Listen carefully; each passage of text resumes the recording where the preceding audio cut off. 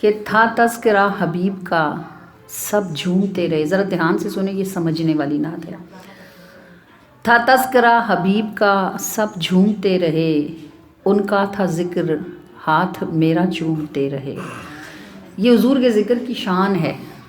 جو حضور کا ذکر کرتا ہے وہ خود مشہور ہو جاتا ہے، جو حضور پہ درود پڑھتا ہے وہ خود پاک ہو جاتا ہے، اور جو آپ کا نام لیتا ہے لوگ اس سے محبت کرنے لگتے ہیں. اب تذکرہ کسی کا ہوتا ہے، پھل کسی اور کو ملتا ہے. جو لوگ ہمارے ہاتھ چومتے ہیں تو وہ ہمارے تھوڑی چومتے ہیں. وجہ کیا ہوتی ہے کہ ہم ان کے محبوب کا ذکر کرتے ہیں، تو وہ محبوب کی محبت میں اس کا ہاتھ چوم لیتے ہیں جو ان کو ان کے محبوب کی بات سنا رہا ہوتا ہے. تھا تذکرہ حبیب کا سب جھومتے رہے، ان کا تھا ذکر ہاتھ میرا چومتے رہے.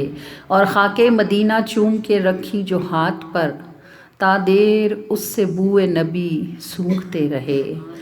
اور خوشبو کے دائروں نے اٹھایا جو دوش پر، دوش کندھوں کے لیے استعمال ہوتا ہے نا. خوشبو کے دائروں نے اٹھایا جو دوش پر، آنکھیں تھی بند شہر نبی گھومتے رہے.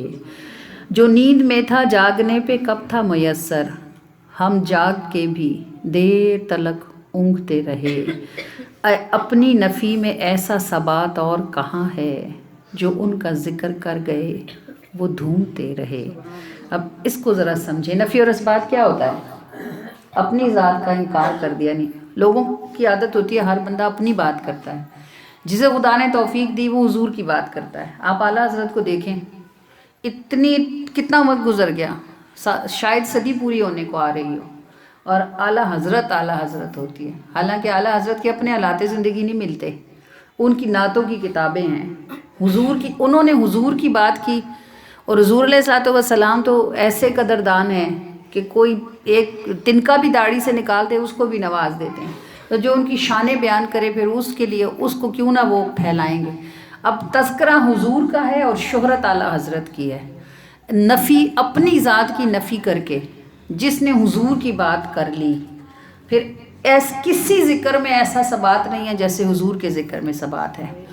کہ ایسا اپنی نفی میں ایسا ثبات اور کہاں ہے، جو ان کا ذکر کر گئے وہ دھومتے رہے. ان کا تھا ذکر ہاتھ میرا چومتے رہے. تھا تذکرہ حبیب کا سب جھومتے رہے. خوشبو کے دائروں نے اٹھایا جو دوش پر، آنکھیں تھی بند شہر نبی گھومتے رہے.